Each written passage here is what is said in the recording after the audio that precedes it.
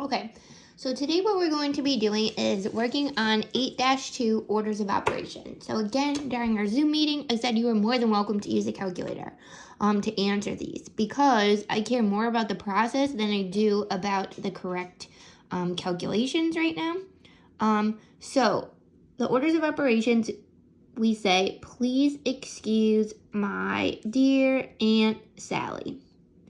And that's how I remember it. Please excuse my dear Aunt Sally. And what that means is parentheses, exponents, multiplication, division, addition, and subtraction.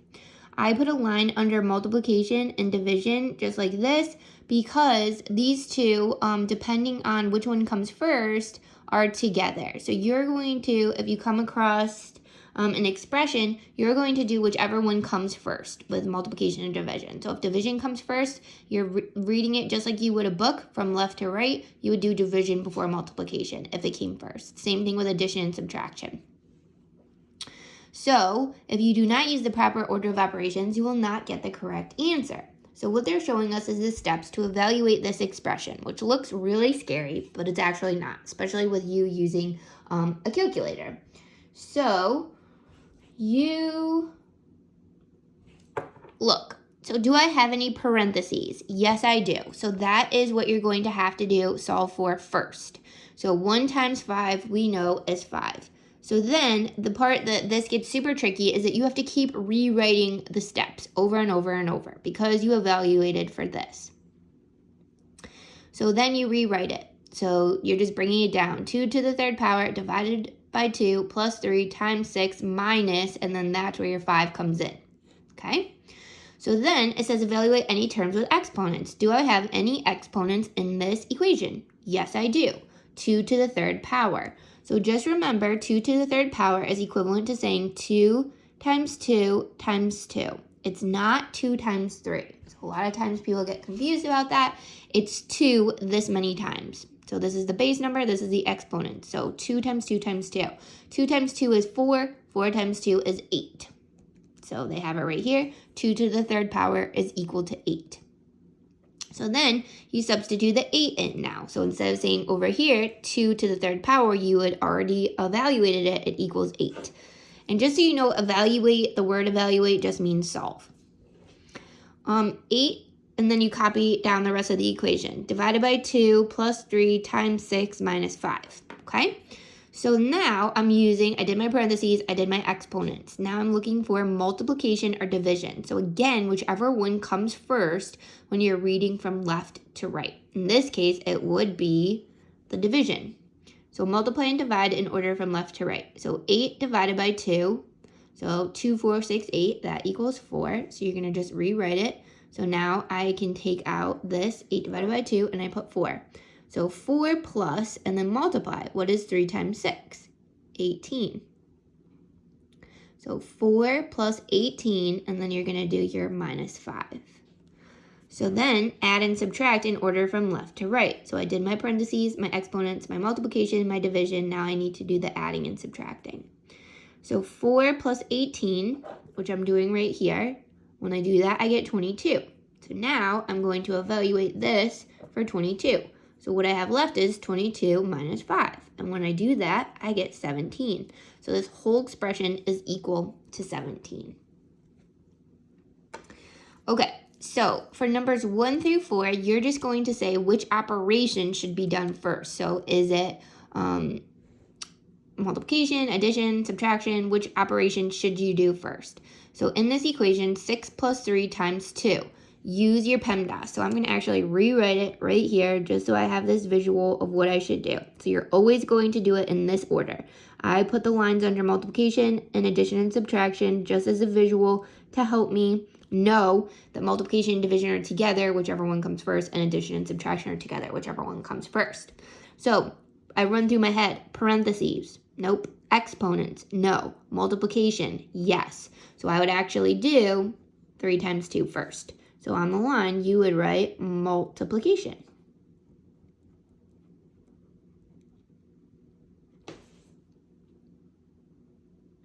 Number 2, 13 minus 1 plus 4 divided by 2. Do I have any parentheses? No. Do I have any exponents? No. Do I have any multiplication? No. Do I have any division? Yes, I do right here. So if I was to solve for this, I would have to do 4 divided by 2 first. So you would just write division on the line. Number 3. So 5 times in parentheses 7 minus 2 plus 1. Do I have any parentheses? Yes, I do. What's inside those parentheses? What operation? Subtraction.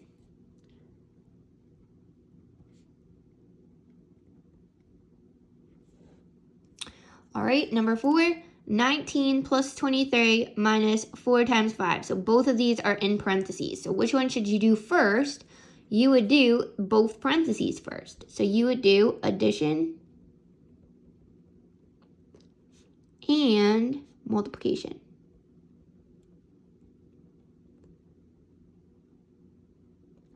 Okay, so I ran out of room there, sorry. All right, so now we have done this before. So what we're going to do for questions 5 through 8, evaluate the expressions for x equals 6 and y equals 17. So we are going to substitute every time we see an x, we're going to substitute the number 6.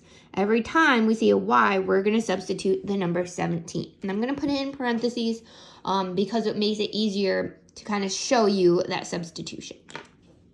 So for example, here, I would do 4 in my parentheses, 6, because I'm substituting x for 6, plus 5, and I'm substituting 17 for y. So I would write it just like this. Now, when you see numbers just like this next to each other with no symbol, it means that you are multiplying those, okay? So this is why I said use a calculator in order to solve for these, because I just care about the operations in which you're using. So then we have to refer back to our PEMDAS. Do I have parentheses? Yes, I do. So I'm going to have to do those first. So I have to multiply 4 times 6 first. When I multiply 4 times 6, you can put that into your calculator. You would get 24. When I multiply 5 times 17, you can type that into your calculator. You would get 85.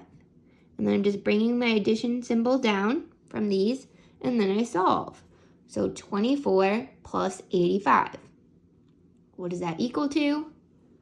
109. I'm just going to circle my answer so it's easier to find. Okay, so that one was pretty easy. They are going to get a little bit more challenging. So number 6, we have 2x plus 20 minus y in parentheses. So I have 2, I'm going to put in my parentheses the 6 because that's what I'm substituting, plus, and then in parentheses 20 minus, I don't have to put the 17 in parentheses because it's already in parentheses. So I would just be subtracting. So do I have parentheses? Yes, I do right here. So I'm going to have to solve for that first. So 20 minus 17 is 3. And then 6 times 2 is 12. Bring down my addition symbol, and then you're just going to add 12 plus 3, which is 15. I'm just going to circle my 15. Okay, number 7. So x, so I have to put in my 6 divided by 3 plus y. Oops, sorry, I put y, but I'm supposed to put 17. Okay. So, do I have any parentheses? Yes, I do. So I'm going to solve for that. So here I have 6 divided by 3. So 3 goes into 6 2 times. Plus, I just have my 17 in parentheses. So I'm just going to add 2 plus 17. When I do that, I get the answer of 19.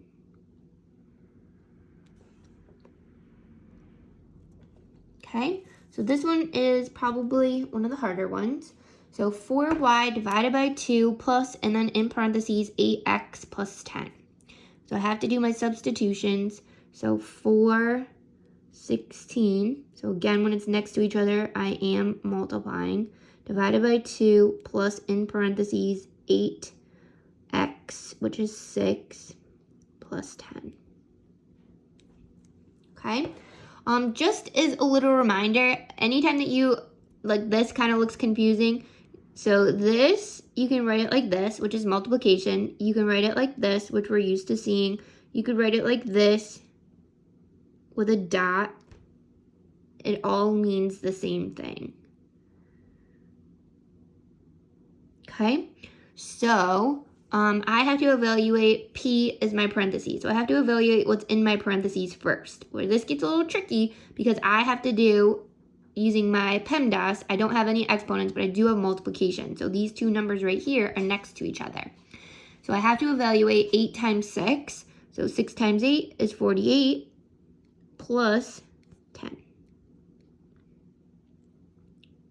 So when I evaluate that, 48 plus 10 is 58. So I'm going to run out of room, aren't I? Okay, so I'm going to write it down here. So I'm going to rewrite it. 4 and 16 in parentheses divided by 2 plus, I evaluated for those parentheses and I said that it was 58. Okay.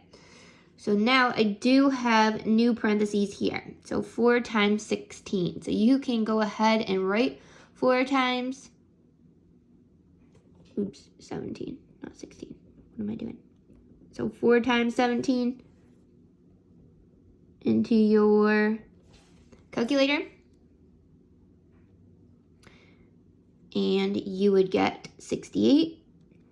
So 68 divided by 2 plus 58. So order of operations, I did my multiplication, now I have to do my division. So you can type it into your calculator. I'm just gonna do it off to the side. 2 goes into 6 3 times. 3 times 2 is 6. Bring down my 8. 2 goes into 8 4 times. And 4 times 2 is 8, so I have a remainder of 0. Okay, so I evaluated for that. So then it's 34 plus 58. And when I add 34 plus 58, I get 92. And I'm going to rewrite that up here to the answer, 92. Okay, so that one was really tricky. And again, you do want to keep writing line by line by line. Every time you solve for a piece of it, you want to rewrite it to keep it organized. That is super important, and it is hard with worksheets because they don't give you a lot of room to do that. Okay, number 9. Patty made $34 babysitting on each of 3 weekends. If she spent $50 on gifts for her family, how much money does she have left? So this is a word problem, so I'm going to use my cube strategy. She made $34 babysitting on each of 3 weekends. If she spent $50 on gifts for her family, underline the question, how much money does she have left? I think the key word here is each, because she makes $34 each weekend. How many weekends does she work? She works 3. And then she spent $50 on gifts. How much money does she have left would be another keyword. So if I'm just thinking about this, and I wanted to write an expression, I would say what I would have to solve first is how much money did she make? So I would take $34 and multiply that by 3. Then when I get the answer, I could subtract that from 50 and I would get my answer. Okay? So then I have to evaluate. Do I have parentheses? Yes, I do. So if I multiply 34 times 3, you can type that into your calculator if you want. I would get, she would make $102. Then I'm going to subtract 50 from that, $50. And how much does she have left? So if you want to set it up, you can set it up like this. Just remember, larger number goes on top, and then you can subtract. So 2. So she would have $52 left. Okay. And last one. Carlos solved 20 minus 2 times 6 in parentheses plus 8 divided by 4 equals 29. Is this the correct answer? I don't know. We're going to have to solve this to figure it out. So using PEMDAS, do I have parentheses? Yes, I do right here. So I have to evaluate 6 times 2, which I know is 12. So then I'm going to rewrite it. So 20 minus 12 plus 8 divided by 4. Is that equal to 29? I'm not sure. We have to keep going. Okay, so then I see subtraction first, but I have to use PEMDAS. So parentheses I did. Do I have any exponents? No. Do I have any multiplication? No. Do I have any division? Yes, I do, right here. So I'm going to have to evaluate for that. So 8 divided by 4. 4 goes into 8 2 times. So I have 20 minus 12 plus 2.